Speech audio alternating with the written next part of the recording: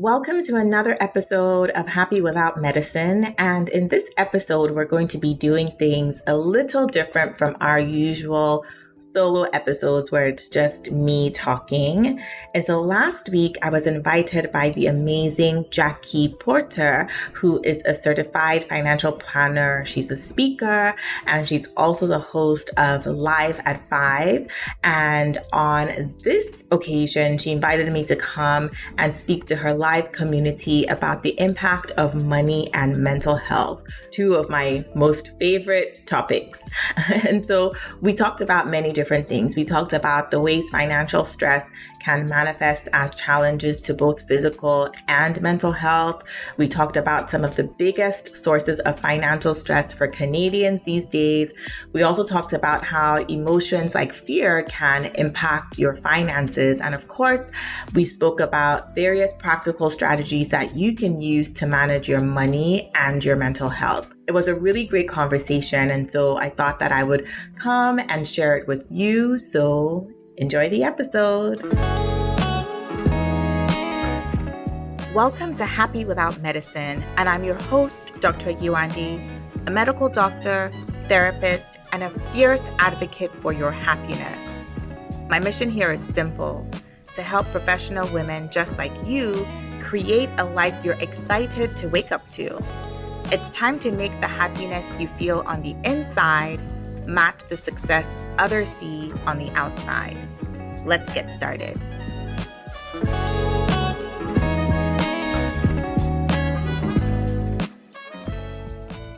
So I don't know about you guys, but how many of you out there are dealing with having some mental health challenges around their finances? We are, according to media, we're going through an economic downturn, and lots of people, even over the last couple of years, have been dealing with some form of the economic downturn we've all been feeling. And, that's kind of put them in a position where they could be losing sleep around their finances, maybe having some health challenges around their finances. These are things. I'm actually a media ambassador for FP Canada, and they do a financial stress index every year. And the most recent one came out just a few weeks ago. And it's still reporting that even during the pandemic, coming out of the pandemic, that money is still the top stressor for Canadians. Not health, but money, folks. So I'd love to know in the chat, how many of you would agree? Is money your top financial stress, or is it something else? If it is, say yes. If it's something else, let us know what it is. We'd love to know, what's your top stress right now? Is it around money? Because that's really what Canadians are saying. They're experiencing financial stress. And it's interesting. I have one other fun fact to provide you with before bringing on our absolutely amazing speaker collaborator today, Dr. Yuandi. I just wanted to mention that what I found interesting when I looked at this study was that what people are most stressed out about. So what people are most stressed out about, I would love for you to put in the chat, post in the chat. What do you think people around their finances, what issues are they most stressed out about? Is it the cost of groceries? Is it the cost of gas? Is it the rising interest rates? Is it mortgages? Is it, worrying about any of those things? I would love to know what you guys think the top financial stressor is. And now I'm going to ask my guest on our live today, Dr. Yuandi, who is a doctor, a featured speaker. She's a podcast host. Girl, I don't know how you have time for all of these things. Have time to join us to talk about finances and mental health. So happy to have you here today. Welcome to Live at 5 with the Financial Confidant. Thank you so much for having me, Jackie. It's such an honor. I was saying before we came live that I've been following you for such a long time. So this is a real honor to be on your show today. Not a problem. Honestly, the feeling is mutual. There's lots of mutual admiration to go around right now. So the first question I wanted to ask you is, tell me about your journey in becoming like a mental health doctor. I mean, I have my background in finances and psychology, and I don't think I can do this. It takes a very special kind of person to do the work that you do. So tell me how you ended up getting involved and your big why. Like, why go down this road? Why take this journey? Well, thank you for that question. It's really interesting because I went to medical school probably about 15-ish years ago, and in med school, I thought I was going to be a psychiatrist, but ended up going into emergency medicine. So I was an ER physician for 10 years. So the better part of my career so far, I was an ER physician. Okay, so you're used to high stress. Yes, I am. And in 2019, I went on maternity leave. And so with my second baby, went on mat leave and did a lot of soul searching during that time, really rediscovering myself. I actually saw a therapist myself because I was just, feeling a bit lost. I think when we get to sort of middle age, I think a lot of us sort of go through a season of rediscovery and reinvention. Like, why am I here? What am I doing? What's the point of all of this? And so it was in that season that I discovered that I was actually burnt out working as an ER physician. I can only imagine. It took you 9 years. I know, to realize that, right?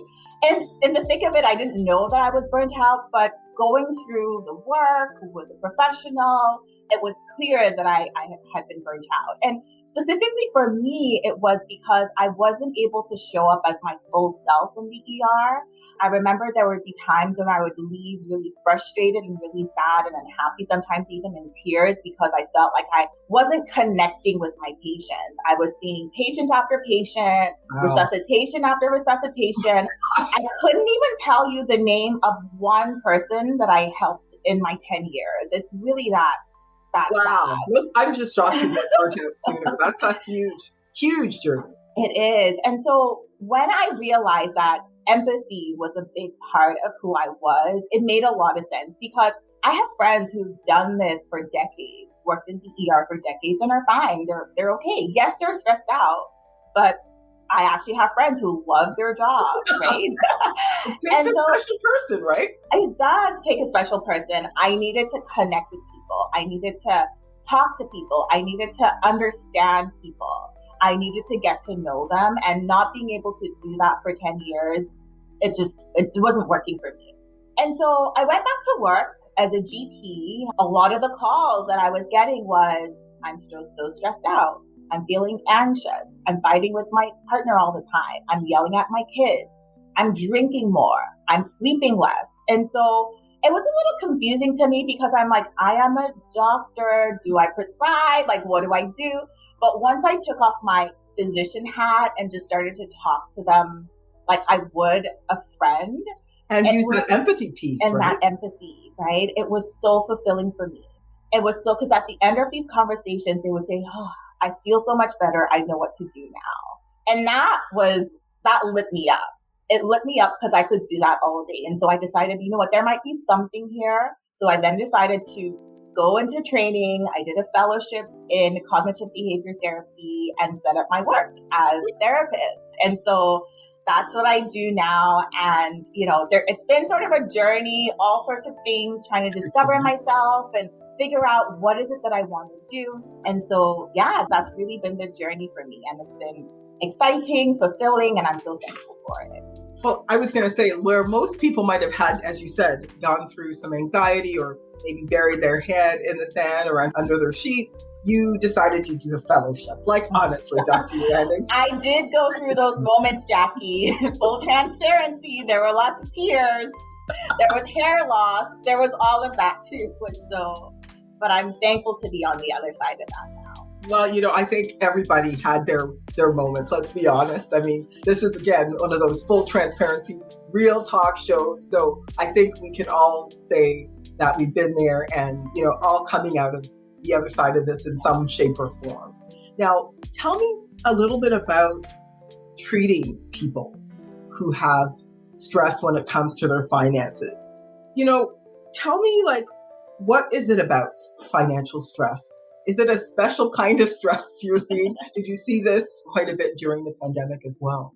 It was very interesting because it sort of came disguised as other things. So people would come with symptoms of, oh, I'm not sleeping very well. Interesting. Yeah, or I'm fighting with my spouse more. And they would never come out and say, I have financial stress, because let's be honest, there's a lot of stigma, a lot of shame, a lot of guilt when it comes to money. For better or worse, we live in an economic society. And so a lot of us have a huge part of our identity wrapped around money. right? And so people find it hard to come out and say, I'm stressed about money, but they come with the symptoms of lack of sleep, worry, and then when you start to, again, not questioning and digging, then the money piece starts to come out, right?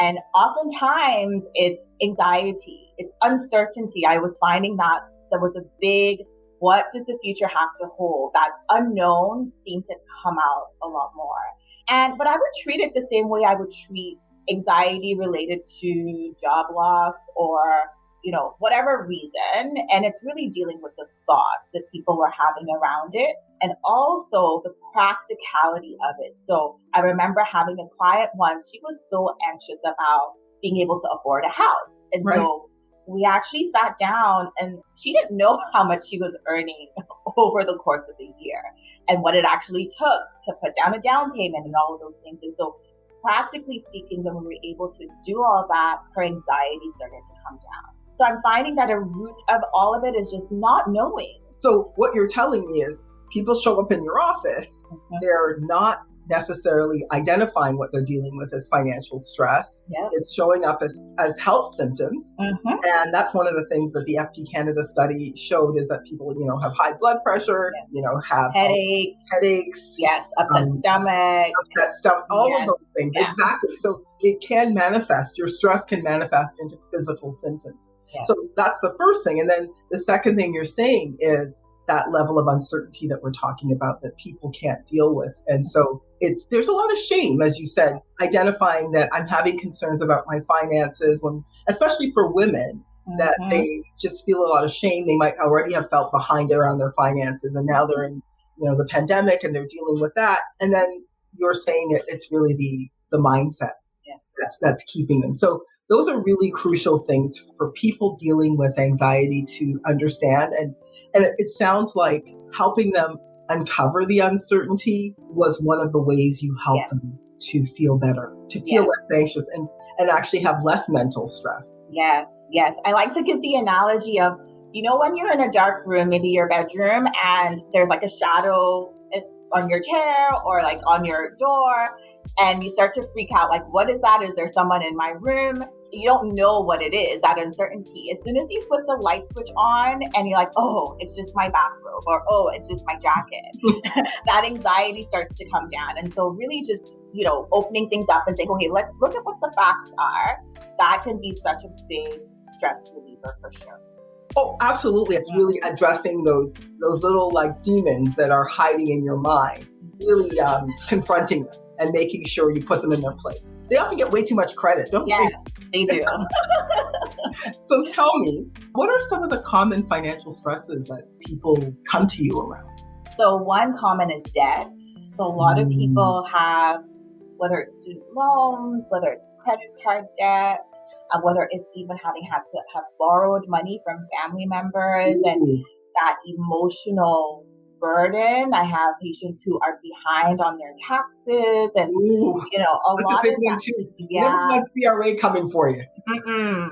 Making phone calls to you, leaving messages. And emails and letters and all of those things, right? Never fun, right? And so having that stressor, and so I'm finding that a lot of it too is emotional. So, because I'll have people who will say, okay, I have these 3 debts. And even though this debt is lower, I want to get rid of it quicker because it reminds me of a certain period of my life or things that I've gone through. And so that is definitely, debt is one of those things. And there's that emotional piece, whether it's shame or guilt or anger at someone who put them in a certain kind of situation. The other is the cycle of living paycheck to paycheck. And so maybe not necessarily in debt, but that stress of, are we going to have enough? Are we going to have enough? Are we going to have enough by the end of the month? I mean, people will describe going to the grocery store and wanting to swipe and just like holding their breath, not knowing whether it's going to go through or whether the card's going to be declined. You know what? This is the perfect time to bring up the survey I was talking about by FP Canada, because you mentioned something that I don't think people really, like some of us just take for granted, and not everyone has the luxury to take for granted. So going back to after what you've experienced, Dr. Yuande, what do you think the top financial stressor is? Is it in terms of issues? Is it food? Is it like groceries? Is it, interest rates on debt, on mortgage? Is it gas? Is it something else? What do you think people are stressed about the most right now? If I had to guess, I would say food. That would be my guess. 100% right. Number one, girl. Ding, ding, ding, ding, ding. And the reason being, I feel like that's the one that's sort of in your face the most. And that's the one that deals with like the fundamental human need, which is to eat. The mortgage, you can kind of, push to the background a little bit, whereas the food, and then especially if you're a caregiver and you're having to worry about littles or dependents, and, that would be my guess. And so. No, you're 100% right. 68% of Canadians are worrying about rising grocery prices. That's the number one stress. Second only to rising gas prices, because it's all of those living costs, right? Yes. That just keep coming at us, and if we can't control it, then how are we going to continue to live? And then 55% inflation, and the impact of inflation on the cost of grocery prices, gas, etc. So those are people's biggest top financial stressors. So obviously no surprise to you being in the field and seeing it all the time. So it's interesting that you're saying to me that, there are people out there that are actually going to the grocery store, not sure if their actual food bill is going to clear. And also the shame of that, right? Like I'm a student where I used my Interact card and wasn't sure if it was going to go through. And I remember that feeling. And then the shame of people looking at it, right? Yes. Oh, yes. It's never fun. And then the problem with that too is also that's when the opportunity comes for depending on where you are, where they will then offer you another credit card, right? And say, oh, okay, well, we have another credit card that we can, if you don't have enough money, here's some credit that we can offer you. And so that then perpetuates that cycle, unfortunately. Yeah. So then you're actually even more on that hamster wheel of living paycheck to paycheck, having less control of what the cost of everything is going to be, and then being more in debt. So you end up trying to get another credit card, and then the cycle just continues. And the spin continues. And of course, the emotional toll of trying to manage and juggle all of that probably takes a very, very, very big emotional toll on your mental health. Absolutely. Wow. So tell me this, have things been, since we're in this phase of the lockdown, post-lockdown, are you finding the actual things people are reporting around their finances different than when we started, or is it around the same as they've been in? I feel like there's been sort of like at the beginning of the pandemic, there was a lot of stress around the uncertainty of the pandemic. Right. And people were actually saving a lot more in that season. That's true. They had no choice. They had no choice. People were also getting a lot of money, whether it was loans, CURB, and that kind of thing from the government. And so the third program. Right. Yeah. And so finances it was there, but it wasn't really top of mind for a lot of people. But now, as we are opening up more, people are spending more. There's a lot of talk about the recession. I'm finding that even now, people are having a hard time getting jobs. I have a client now who's working, actually a couple of them who are working really hard to find a job.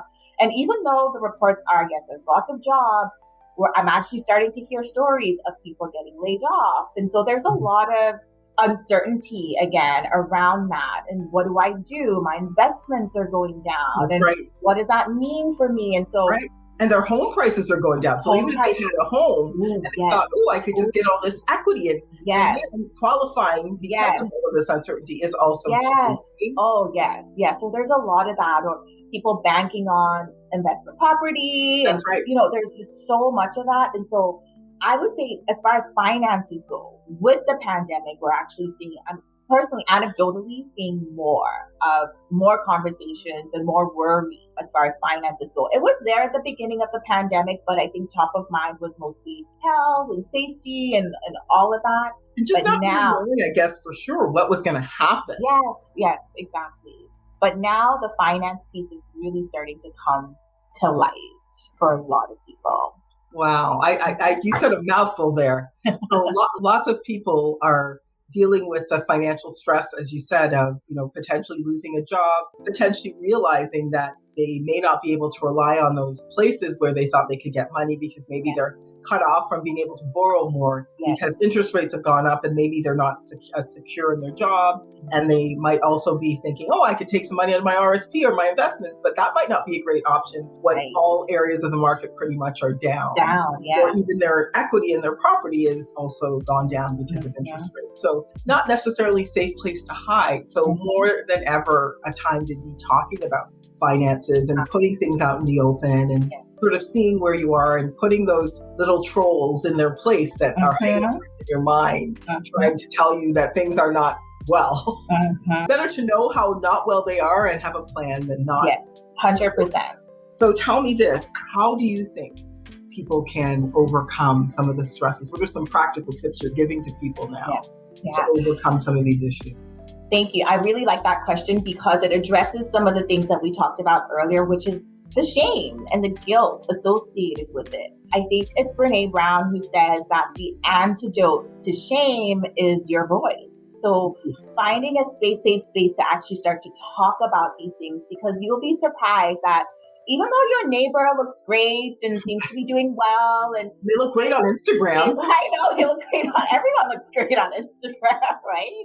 They might also be facing the same worries and anxieties as you are. Not saying that your neighbor should be the first person you go talk to about your finances, but finding a safe space, someone you can trust, someone who's non-judgmental, that you can start to ask questions and sort of unburden some of these things, because what a good friend or a professional can do for you is offer some perspective. Because you talked about these trolls and these demons that get really loud and really obnoxious. Oh, they do. They get actually louder in your mind the longer you leave them to sort of fester. Yes, exactly. So if you have like a voice of reason, someone who's non-judgmental, who's a safe space that you can sort of talk to, that can offer some perspective, that's a good place to start. The other thing is to educate yourself, because as sort of been the theme for today, not knowing is a big source of fear or a big source of worry and anxiety. But once you start to educate yourself, what does this actually mean? What is an interest rate? What is inflation? What does that actually mean for me? Absolutely. What is your budget? Like, what's your budget? It's so interesting. You were saying, here's this lady who sounds like she was doing pretty decently financially and has no idea how much income comes in and how much goes out. Exactly. And so shining a light, like I said, and all of these things will really be helpful in, again, bringing down some of that stress. And you had mentioned the word plan before, and that was the other thing that I wanted to bring up. So having a plan. And so even though, like, yes, when you switch on the light and you look at everything, it's not so great. Now, what are you going to do? Is the plan going to start to gather all your accomplishments at work so that you can ask for a raise? Is the plan to start looking at your expenses and cutting back on things that aren't necessary so you can start putting some of that money towards your savings, or putting it more towards paying off your debt, for example? What's the plan? Until you admit to the situation by putting a voice to it, until you actually figure out what the facts are of the situation, you're not going to be able to come up with a plan that actually makes sense. You're just going to continue to worry and ruminate and think, and that's not productive. But if you do all these things, find a safe space, talk about it, figure out what the facts are, then you're able to come up with a plan that's actually going to be effective in solving whatever problems or challenges you're facing financially. Oh, I think that is some amazing advice right there. Live community, are you listening to this? If you're someone that is right now facing financial stress, and it's really, really important to not isolate yourself. You're definitely not alone. Find community. This is a community about sharing your financial stresses, talking about what you need to do next. Being in that scenario where you can be vulnerable and say, I don't know. We want to make sure you know that this is definitely a community. Dr. Yuandi's here to offer, her tips, that this is all about a safe space that you can share, that we can all learn together, because there's so much to know when it comes to finance. And I love the fact that you talk about educating yourself, because educating yourself is the key to empowering yourself around finances and feeling smarter and feeling better about making financial decisions. So I'm so grateful, Dr. Yewande, that you've been here today. Is there anything else? Is there any advice you can give people who are sitting at home right now, maybe with their head under the sheets, thinking, I don't know if I can do all of this? Yeah, I know. What would be the advice you give somebody who's kind of stuck right now? Yeah, I know that it can feel very overwhelming. You had mentioned community, and one thing that I wanted to offer is that there's tons of Facebook groups that talk about money and budgeting. And what you can even do is post anonymously. And so Facebook has a feature now where you can put up your post, you can put up all your questions, and you can just, toggle over post anonymously. And so if you're feeling shy or embarrassed or feeling guilty, at least join one of these groups and ask your questions, even if you do so anonymously. And many times you'll get the support and the advice and, obviously do your own research. But that was just something that came to mind when you mentioned community. So find a Facebook group, and if you need to post anonymously, do that to ask your questions and get the support that you need. Love that. Yeah, the biggest thing that I wanted to mention though, Jackie, is that this is a season that might end up being very tough for people, but I do want to say though, please don't make your any decisions from a place of fear, from a place of anxiety, from a place of pressure, because we saw a lot of that with the housing market, I believe, where there was a lot of fear-based purchasing and scarcity. Yeah. And so I would say when you start to notice that, and this has been a principle for me, when you start to notice that everyone's sort of panicking and there's this energy of pressure and fear, take a step back. Don't make your decisions, whether it's to sell investments or sell your property or quit your job or whatever that might be. Don't make them from a place of emotion. Try to bring in some logic. Try to really balance that. And so that way you're not making decisions from a place of fear. And so that was really the big thing that I wanted to bring up today. Oh, that is not a small thing that you just mentioned, Dr. Yewande. I really think that people need to make rational decisions when it comes to their finances, investing, selling, buying, all of those things. Anytime we make decisions and we're in our feelings, we might make the decision that we regret down the road. So I think making rational decisions around your finances is a gem of all gem of advice. I really hope you enjoyed that conversation with me and Jackie Porter. Jackie is offering complimentary sessions for anyone who wants to talk more about their finances. And so I'm going to leave all her details to her Instagram, her Facebook, her website. I'm going to leave all of that in the podcast notes, which you can find on the Happy Without Medicine podcast website, and all the links will be there. So happywithoutmedicine.com/10, happywithoutmedicine.com/10, and you can get all the links to Jackie, ways to connect with her, and set up an appointment with her to talk about your finances. Until next time, remember that I am here fiercely advocating for your happiness, for your financial success, and for your mental well-being. Bye. Thank you for joining me, Dr. Yewande, on the Happy Without Medicine podcast this week. If you enjoyed this episode, I would so appreciate it if you could give it a review on Apple Podcast, because it helps Happy Without Medicine pop up when other women are searching for ways to find their happiness again. And visit happywithoutmedicine.com to view the complete show notes and other resources mentioned in today's episode. I'll catch you next time.